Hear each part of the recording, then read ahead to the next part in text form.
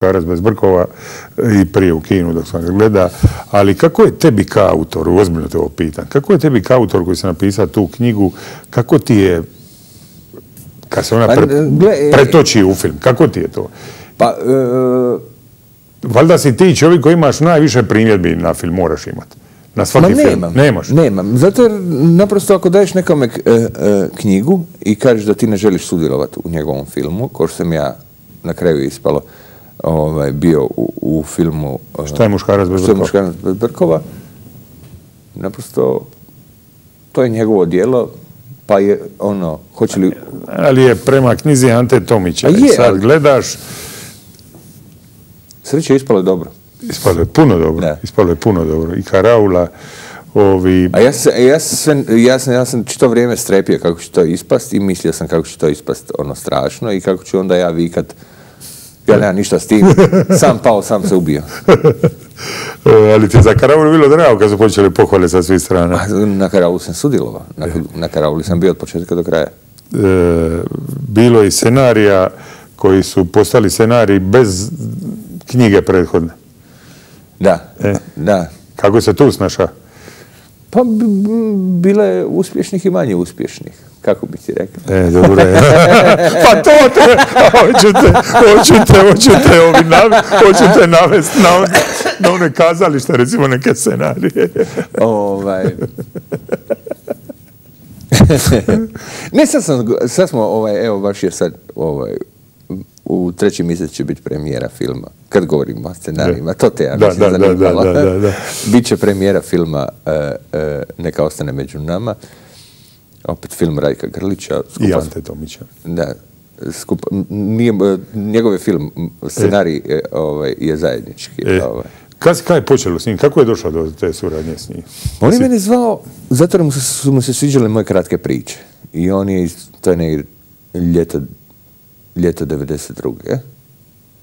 Svidjele su mi moje kratke priče i htio da nešto gradimo. Neće biti ljeto 92.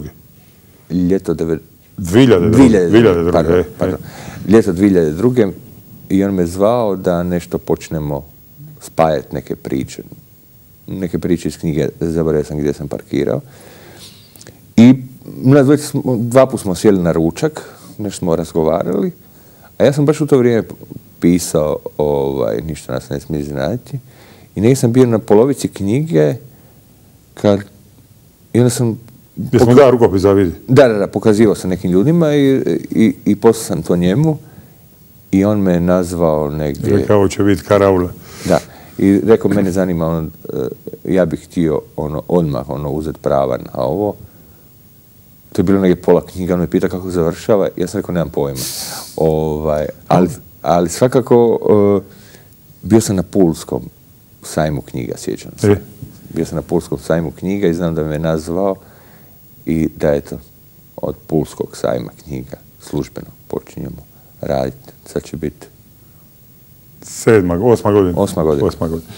Rekao si mi, i čak si mi izjavio intervju za Slobodnu Dalmaciju, da ti je želja oca i sina, koji se jednako zovu Vinko Radovani, stavi ti kao dva važna lika u jedan roman i da kako poslije i u film.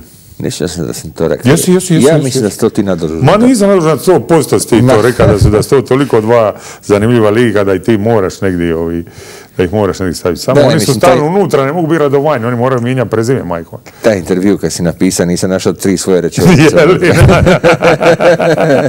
A je li se sjećaš da si mi rekao jednu stvar, da namjerno zafrkaješ sina i da namjerno govoriš koji put povlačke, da reče iđen i oklen i da Andrija mali od 13 godina polud, vraga mali momak već je.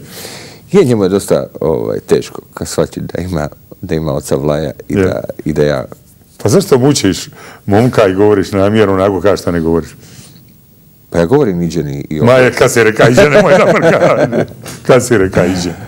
A nije, ali zapravo što idem stariji, zapravo mi se sve više sviđaju ti neki izrazi, taj jezik moga zavičaja. Malo prije kad si mi pokazao stolicu i rekao Anamo. Anamo, kako? Anamo je. To mi je baš bilo slatko. To meni u Dubravi, odakle moja materna mu reći Anamo. Iđen Anamo je. Odmorit ćemo se drugi reklamni blok, a nakon toga završni dio večerašnje Sorijade, broj 185 u kojoj je naš gost Ante Tomić.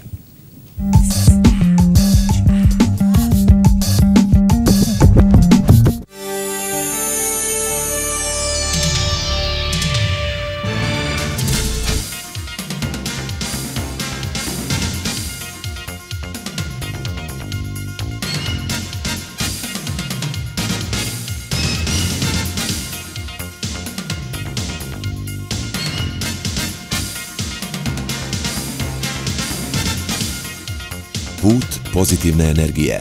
Dalekovod.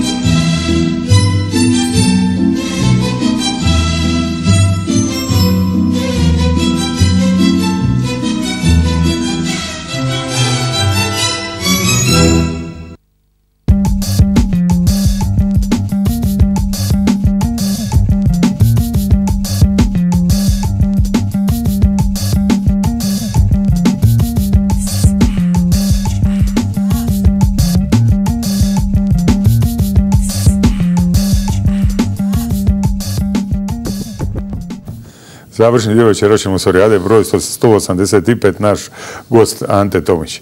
Kad te puklo noši šešir? Prije nekih 5 godina.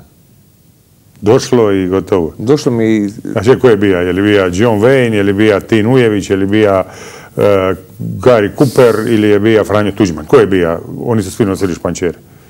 Pa nemam pojma. Vjerojatno ovaj zadnji. Jel? Da. Išao sam te zajeba si time. Mislio sam ćeš reći ko šta on, ma kakvi šta govori. Clint Eastwood, je li tako? Da.